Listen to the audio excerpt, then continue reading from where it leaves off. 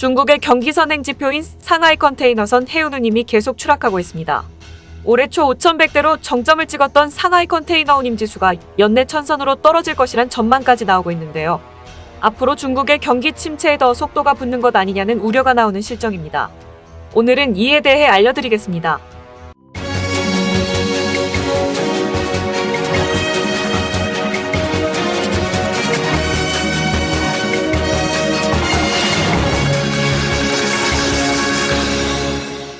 사일 해운업계에 따르면 지난달 30일 기준 상하이 해운운임 지표인 SCFI는 전주 대비 149.09포인트 내린 1922.95를 기록했습니다.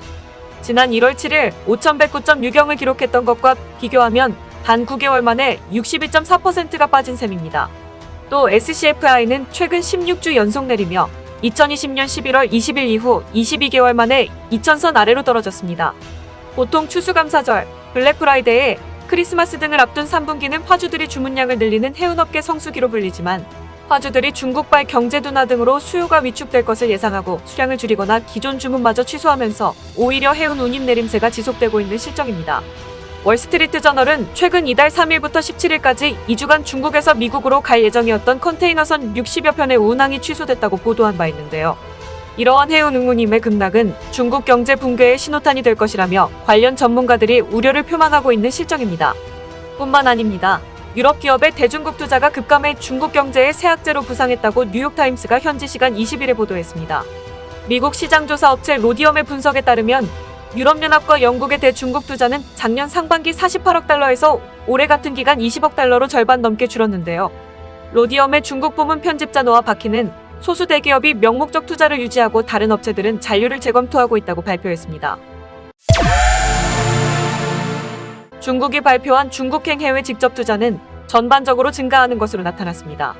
그러나 중국의 이 같은 집계조차도 순수 외국 자본의 투자가 아닌 탈세를 위해 홍콩을 거쳐 돌아온 중국 본토의 자본이 큰 부분을 차지하는 것으로 드러났습니다. 중국 내 EU 상공회의소도 이날 다른 보고서를 통해 중국 투자를 기피하는 유럽 기업의 추세를 진단한 바 있었습니다.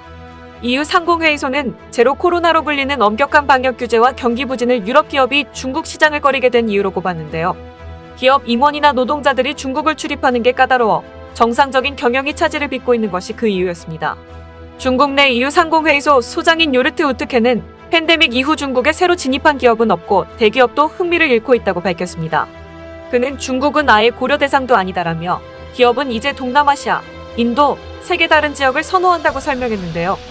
뉴욕타임스는 유럽 기업이 중국의 기술과 자본 유입의 주요 통로였다며 최근 추세가 중국 경제에 부담을 가중할 수 있다고 지적하는 등 외신에서는 이와 같이 미국과의 관계 경색에 따른 투자 감소, 부동산 업계 불황, 방역 규제로 인한 소비 위축에 이은 중국 경제의 또 다른 악재라는 분석이 지배적입니다.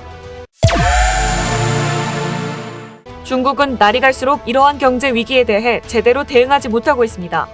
이러한 경제 위기에 대해 중국이 과도한 규제, 통계 날조 등의 문제를 바로잡고 통렬히 반성해야 할 것입니다. KTV 오늘 보도 여기서 마칩니다.